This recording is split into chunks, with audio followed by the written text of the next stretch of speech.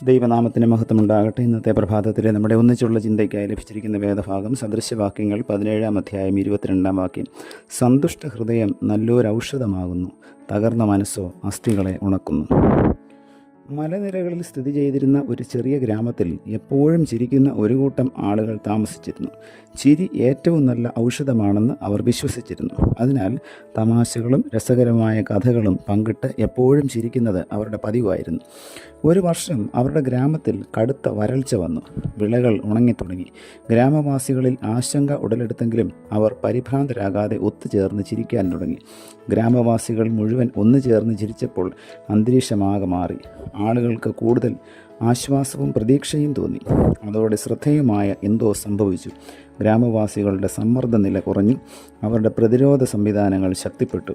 അവരുടെ സമൂഹവുമായി അവർ ഓരോരുത്തർക്കും കൂടുതൽ ബന്ധമുണ്ടെന്ന് തോന്നി.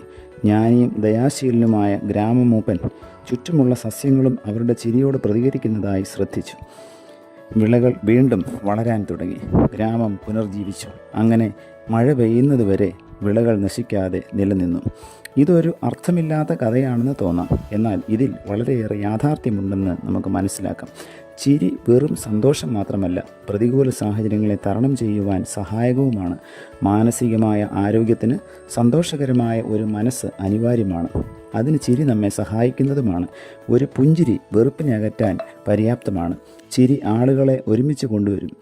സമൂഹ ബന്ധങ്ങൾ ശക്തിപ്പെടുത്തുവാനും ഇത് സഹായിക്കും. സന്തോഷപൂർവ്വമുള്ള നമ്മുടെ ഇടപെടലുകൾ സസ്യലതാദികൾക്കും ഇതര ജീവജാലങ്ങൾക്കും പോസിറ്റീവ് എനർജി പ്രദാനം ചെയ്യുന്നതാണ്. ചിരിക്കുവാൻ കഴിയുന്നത് ജീവിതത്തിൻ്റെ സമഗ്ര മേഖലകളെയും സന്തുഷ്ടമാക്കുന്നു. പ്രാർത്ഥിക്കാം. പ്രിയ കർത്താവേ, ലഭിച്ച ഉൾക്കാഴ്ചയ്ക്കായി നന്ദിയോടെ സ്തോത്രം.